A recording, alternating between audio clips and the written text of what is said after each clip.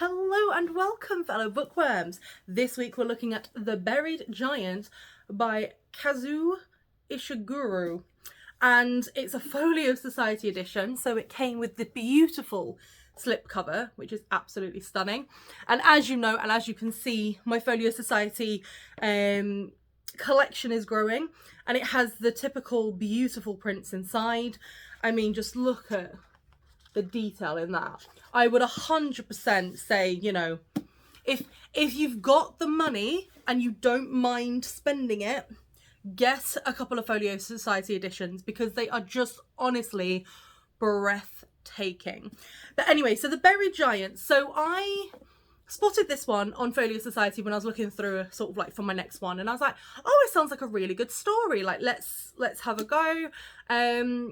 And I was kind of like, oh, I really want it, but it's fine. I might not get the Folio Society edition. I might go somewhere else. And then for Christmas, Michael got it for me, and I was so over the moon. I was extremely happy that it got for me because, you know, when you just kind of sit there and you're like, that's what I wanted. I wanted the Folio Society edition, but I didn't want to spend the money at that point because I was like, oh, you know, I've got enough books to read. I mean, my to read pile is like 40 books long, keeps growing. It's fine.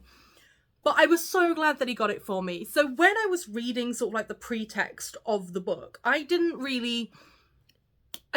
think that it would be the book that I ended up reading. And the book that I ended up reading is kind of like an old style King Arthur kind of story. King Arthur's not in it, but King Arthur's nephew is. Sir Gawain. But it follows this old couple who decide that, you know what? They're reaching a point in their life, and they've decided that they're now going to go find, because they don't feel comfortable in their little homestead, they're going to go travel across country and they're going to go find their son. Because they know their son lives out there somewhere, and they're going to go find him and they're going to live in his little village instead because they'll be welcome. And on the way, they encounter sort of like a ferryman, they encounter like a mad crying old woman, they encounter Sir Gawain, they encounter a knight of another realm, they encounter a boy that seems to have like this special ability, and all on the back of it, there's this fogginess where they can't remember too much of the past. So they've got a vague idea that their son is out there and where he might be, and, you know, and all of that. And it's their little adventure. And what I love so much about The Buried Giant is the fact that it doesn't follow the knight or the young boy, or, you know, it follows the old couple. And I don't know what it is about that kind of storytelling where it's like, you're seeing the weariness of age, but the fact that they're going, we've got to go on this journey, we've got to carry on, my love, and they're so in love with each other. And even when they're remembering sort of like, you know, arguments that they've had in the past, they're like, oh, I'm sure it's fine, we've worked it out. And it's just such a sweet little love story between the two of them at the core of the story. And as they're going on, and Sir Gawain has been tasked with destroying the dragon, but has never destroyed the dragon, so why have you not destroyed the dragon? And then you've got, you know, this knight that's coming along with a secret mission, but they won't say what it is. And at one point there's monks involved, and it's just, it feels like such a fun story to read, and it feels like it takes you back to, like, you know, when there were dragons and knights on horseback and trolls, but it's not like a fantastical thing. It's very sort of grounded to the respect that, like, I could almost imagine me crossing a field and be like, oh, that's the dragon. That's the kind of, rather than being like, I'm battling through woodland and this dragon appears out of nowhere. And it is just such a nice, simple story. And the ending did upset me a little bit, and as you know, I never discuss endings. So if you read it and you discuss the ending, and you want to discuss the ending with me, please reach out, because I honestly, I need other people to have read this book. I need them to have read this book, because the ending kind of broke me a little bit, and I was kind of sat there being like, oh, okay, like, do you know what I mean?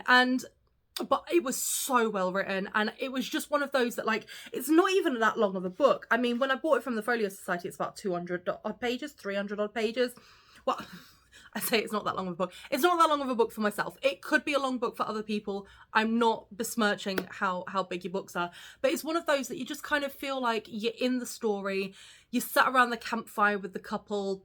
You're experiencing what they're experiencing. You're getting that feel of the love that they have for each other. And it's just so sweet and lovely, and I would 100% recommend that you read this book because you will not be disappointed. As I said, if you read it and you know the ending or whatever, please discuss it with me. But I would say, I mean, again, folio societies are not cheap. I would say, obviously, if you can get it in a folio society, get it. I mean, because even the artwork, so that's the old couple there, then that's the boy on the horse, and that's the knight, and then you've got Sir Gawain on the front, and you've got the swords, and do you know what I mean? Even the artwork on the front of the book is just enough for me to go, but I give it a 4 out of 5, and it is only because of the ending, and I feel like sometimes endings do let books down. This one didn't let it down as such, but I was a bit more upset about how it ended, but that's fine. No more said about that. But I would definitely recommend reading it. Kindle, library, however you want to go about getting it. It is one that I would definitely say, give it a go, give it a read, and let me know what you think, because it's just such a sweet story. Obviously, if there's any books that you want me to give a read to, you know, let me know. I mean, I've reorganized my shelf, so it looks like I've not got that many books, but it's because the one behind me is now filled all the way to the bottom, and my mismatched Stephen King books are over on the other side. So, you know, although I have got a lot of books to read, but I'm happy to sort of like bounce any of your guys to the top of the list if it's one that you really want me to review, to share out there. But thank you so much for your continued support. Thank you so much for keeping subscribed to my channel even with my sabbatical. And remember to always keep it contento.